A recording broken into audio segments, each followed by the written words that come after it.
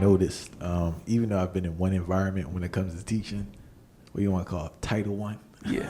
I'll leave it at that, right? I noticed parents seem to blame themselves when their children have a learning disability. And I feel a lot of times that's unfair to themselves. Mm-hmm. What's your thoughts about that? I'm glad you brought that up. A lot of parents do blame themselves.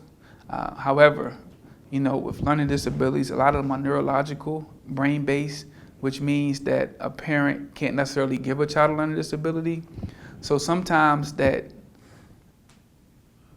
feeling that they've done this to their child or that they caused a problem, sometimes that creates that shame and that blame, and sometimes that fear to get help.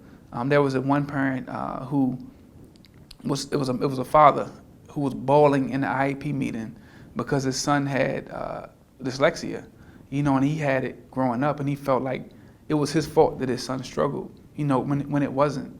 You know, and parents, when you internalize that shame, you don't always seek resources for support because you don't want to believe that your child has a learning difficulty. And for the parents out there, I'm gonna look at the camera, it's okay.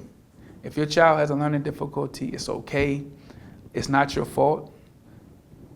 It's not your problem. It's an opportunity to help support your child. So don't allow your trauma, your shame, your pain to prevent your child from getting the free, appropriate education that they are legally entitled to. Please, for the benefit of your child, you know, seek those resources out.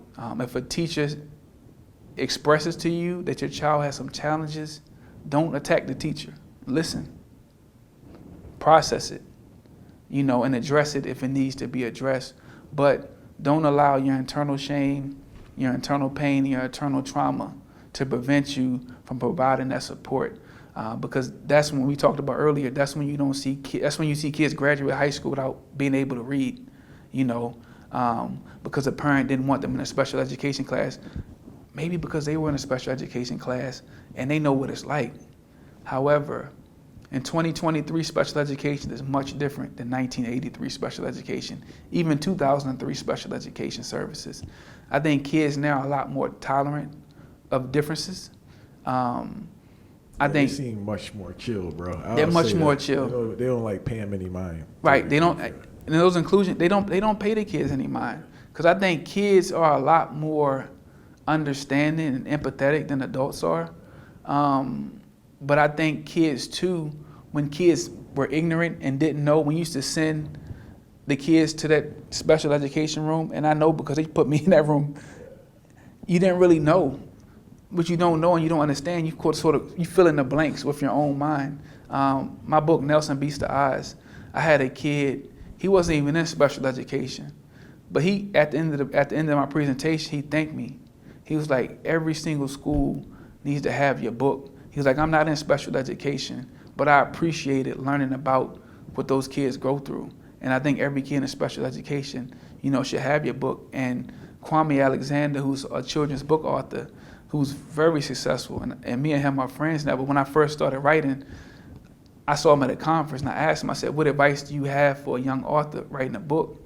And he said, he had mentioned that, he said, books are windows and mirrors.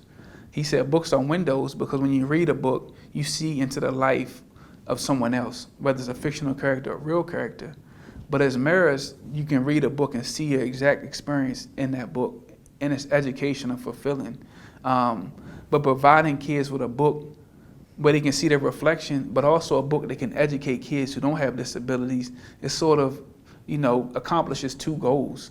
And I think having kids understand and know about disabilities, now you have TikTok and people with disabilities on TikTok doing different things, there's a lot more education now than it was back then. So parents really don't have that excuse of I don't know, because there's a ton of resources, there's a ton of different things out there for you to look up and figure things out. And even if you don't want to put your kid in special education, you know, there's Sylvan Learning Center, there's a lot of other resources outside of the school, because a lot of times too, we rely too much on the school to solve all of our children's problems.